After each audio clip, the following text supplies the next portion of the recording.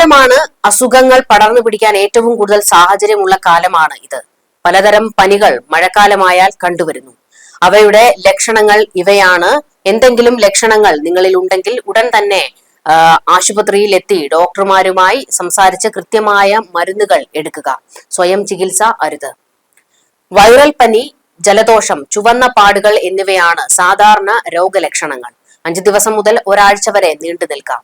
ധാരാളം വെള്ളം കുടിക്കുക, പോഷക സമൃദ്ധമായ ആഹാരം കഴിക്കുക, ആവശ്യത്തിന് വിശ്രമിക്കുക, ഡോക്ടറുടെ നിർദ്ദേശമനുസരിച്ച് മരുന്നുകൾ കഴിക്കുക. പനിയും അതിന്റെ ലക്ഷണങ്ങളും കൂടി നമുക്കൊന്ന് നോക്കാം. ഡെങ്കിപ്പനി.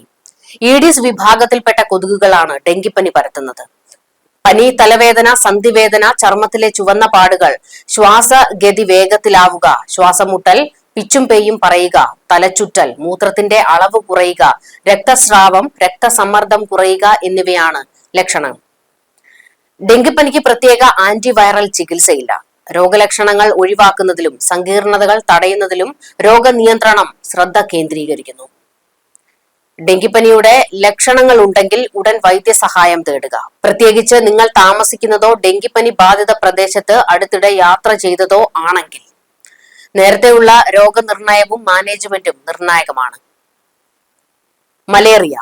കൊതുക് പരത്തുന്ന മഴക്കാല രോഗമാണ് മലേറിയ. തണുപ്പും വിറയലും കൂടിയ പനി, പേശിവേദന എന്നിവയാണ് ലക്ഷണങ്ങൾ. വീട്ടിലും പരിസരത്തും പ്ലാസ്റ്റിക് കുപ്പി, പാത്രങ്ങൾ, ഓട, ചിരട്ട എന്നിവയിൽ വെള്ളം കെട്ടി നിൽക്കാതെ അത് ഒഴിവാക്കുക. കിടക്കുമ്പോൾ കൊതുകുവല ഉപയോഗിക്കുക. വൈകുന്നേരം ജനലും വാതിലും അടച്ചിടുക. കുട്ടികളെയും മറ്റും കൈ നീളമുള്ള ഉടുപ്പുകൾ ഇടിയിപ്പിക്കുക.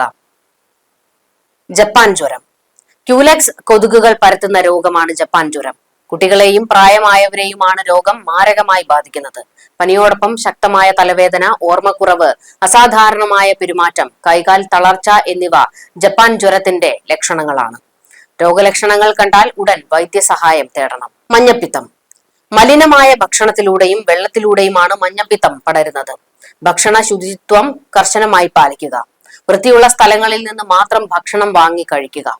കണ്ണിന് മഞ്ഞ നിറമോ മൂത്രത്തിന് നിറവ്യത്യാസമോ കണ്ടാൽ വൈദ്യസഹായം തേടണം. പഴങ്ങൾ, പച്ചക്കറികൾ എന്നിവ ഭക്ഷണത്തിൽ ധാരാളമായി ഉൾപ്പെടുത്തണം. മഴക്കാലത്ത് പെട്ടെന്ന് പകരാൻ ഇടയുള്ള പനിയാണ് എലിപ്പനി. എലിപ്പനി എങ്ങനെ പടരുന്നു, ലക്ഷണങ്ങൾ എന്തൊക്കെയെന്നു കൂടി നോക്കാം. എലിപ്പനിയുടെ കാരണങ്ങൾ. എലിപ്പനിയെ ലെപ്റ്റോസ്പൈറോസിസ് എന്നും അറിയപ്പെടുന്നു. എലി മൂത്രവുമായോ മറ്റ് ശരീരസ്രവങ്ങളുമായോ സമ്പർക്കം വഴി പകരുന്ന ഒരു പകർച്ചവ്യാധിയാണിത്. ഇതൊരു ബാക്ടീരിയ അണുബാധയാണ്. സാധാരണയായി കടികൾ, പോറലുകൾ അല്ലെങ്കിൽ മലിനമായ പ്രതലങ്ങൾ അല്ലെങ്കിൽ ഭക്ഷണവുമായുള്ള സമ്പർക്കം എന്നിവയിലൂടെ പകരുന്നു. പാടത്തും പറമ്പിലും കൃഷിപ്പണി ചെയ്യുന്നവർ, മൃഗങ്ങളുമായി അടുത്തിടപഴകുന്നവർ, കശാപ്പുശാലകളിലെ ജീവനക്കാർ, ശുചീകരണ തൊഴിലാളികൾ എന്നിവരിലൊക്കെ രോഗം ഉണ്ടാകാനുള്ള സാധ്യത കൂടുതലാണ്. എലിപ്പനിയുടെ ലക്ഷണങ്ങൾ.